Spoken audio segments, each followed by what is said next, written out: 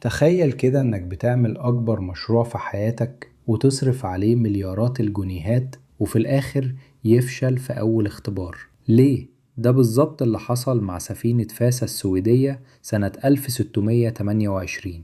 مراجع كان عايزها تبقى فخر الأسطول كله، بس للأسف غرقت في أول رحلة ليها بعد أقل من كيلومترين، ومات فيها حوالي 53 شخص. إيه السر يا ترى؟ الملك نفسه هو السبب.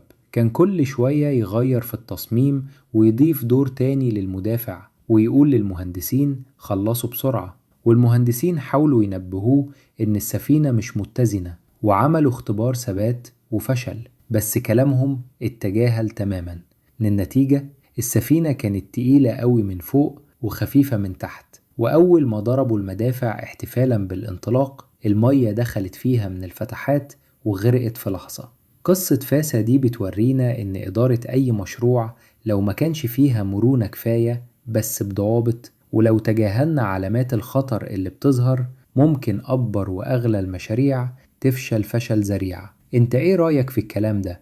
هل شفت قبل كده مشروع فشل بسبب تغييرات كتير أو إهمال للتحذيرات؟ قولنا في التعليقات، وما تنساش تعمل لايك ومتابعة عشان تشوف قصص تانية.